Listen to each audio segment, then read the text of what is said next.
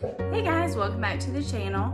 I just wanted to hop on today and my husband has requested homemade pizza for dinner tonight, so I am going to do a short little video with you guys on how to make a homemade pizza dough and everything. It's super easy. It does take a little bit of time just with the rising and everything like that, but it is definitely one of our favorites. We tend to make it probably once a week in our house. So let's go ahead and get started. All right, so right now we have our yeast that is nice and activated. So and right in here I have 3.5 cups of flour, so I'm just going to go ahead and pour this yeast right into here. Okay, so we've got that. Also, what I have measured out so far is 1 teaspoon of salt, so I will add that, and 2 tablespoons of olive oil. So we're going to go ahead and add that as well. All right, so what we're going to do is we are going to turn this on for about 5 minutes on a medium to low setting, so it will knead pretty well. So I typically will start with the pretty low setting just to get it all mixed up and all of that pretty well. Once it all looks pretty mixed up pretty well, then I'll go ahead and turn it up. Like I said, we will let it mix for about 5 minutes, and then we're going to cover it and let it rise for a couple of...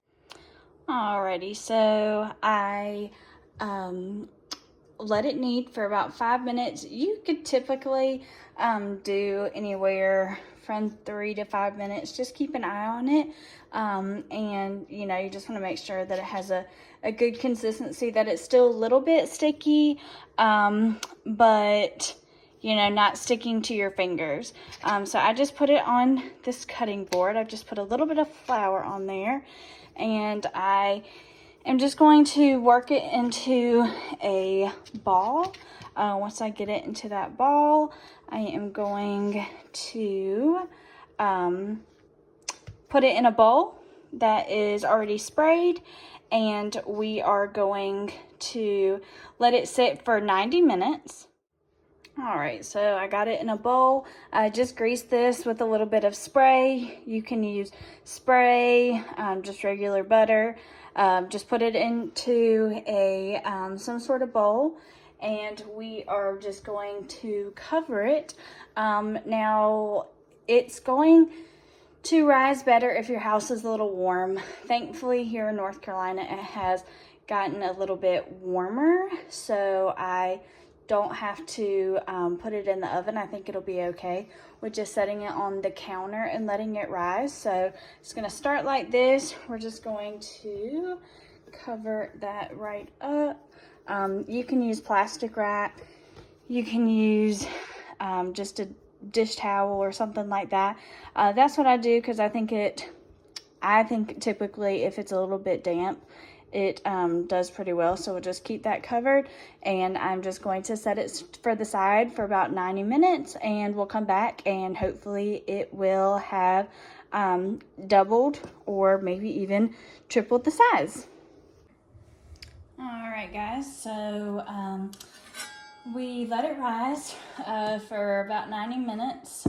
You can do about 60 minutes. I just got wrapped up in some things, so I've let it go a little bit longer. So you can do 60 to 90 minutes, and that'll be fine. So you can tell it did rise pretty good. So we're just gonna flatten it out. So what I usually use, you don't have to, you can use whatever makes it easier for you. I use this to cut it as even as possible. Obviously you're not gonna get it perfect, and that's okay. But this will make 2 crusts, so I will just kind of eyeball it and just try to do it as, you know, as well as I as well as I can. So, and sometimes one's a little bigger, and just is how it is, so that's all right. So we'll just take that one, we'll set it aside. All right, so from here, we are just really wanting to form it into a circle, or if you want it to be square, rectangle, you can obviously do that as well, whatever you and your family preference would be. You just want to get out all the air bubbles. So I just kind of do it like this, get it kind of so it's pretty, you know, like in a log sort of thing. And then just one of these rollers, and then just start rolling. So we'll just roll for a few minutes and try to get it in a circle as much as possible. Doesn't have to be perfect, but so do this. So I don't know if where y'all are at, but I hope everybody is starting to get some warmer weather for spring, because I know we are definitely ready for it here. I do love the cold, but then, you know, once you get to a point, you know, obviously start looking forward to it getting a little bit warmer, and all the, you know, grilling out and the beach days and all of the shorts and, you know, everything like that, of course, that most of us like. So it's been in the 80s the last couple of days, and then last week we got a cold day, which really threw everybody for a change, since it had been so warm, and then back to cold for a day. So that was no fun, but at least we aren't getting snow, so, you know, take what we can get and just keep rolling. I'm not perfect at this. It's not gonna be completely circular, and one might come out a little bit better looking than the other, and that's just the nature and how it goes. So, and you can make it, you know, if you like a thicker crust, if you like a thinner crust, you know, you can obviously do that to your liking. So just do this.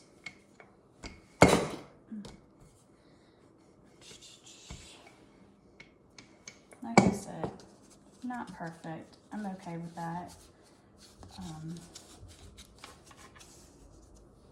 And I might make this one, and the other one will be perfect, and that's okay. So you can kind of just make it. After this step, I like to put a little bit of olive oil around the crust, so when it cooks, that helps. And this is going to be kind of a high temp to cook it on, because it is going to cook on 475. I like everything a little bit more crispy than my husband does. He is not a fan of extra crispy and things like that over well done, whereas to me, well done is always better. So typically I'm 475. I'll cook for about 15 minutes on his, and I tend to do a little bit longer on mine, just because I think that it's better when it's a little bit more toasted. So like I said, that's okay, just due to your liking. I'd say 15 minutes is probably good for average if you like it to be you know, just normal, like if you, just regular and not extra done. So tonight's mine is going to come out a little bit more square, but that's okay. So just do it like this. Now here, I goes back to liking it a little bit more crunchy. So I put my pizzas directly on the pan. I just spray it. If you want to, you can use foil and put that over and just spray that. But to me, it just seems like it doesn't come out as crispy, so that's what I do. I just put it on a cutting board like this. Just put it, and it makes it a lot easier than trying to pull it all off and not mess it up. So I will let it sit on there, and then from there I kind of just move it around a little bit more with my fingers. Like I said, this probably is looking like it's going to be more of a rectangle pizza, which is fine with me. Okay, and then let's go ahead and I'll go ahead and get that next one done, and I will show you before I spray them with olive oil and get them, all the toppings and everything put on here.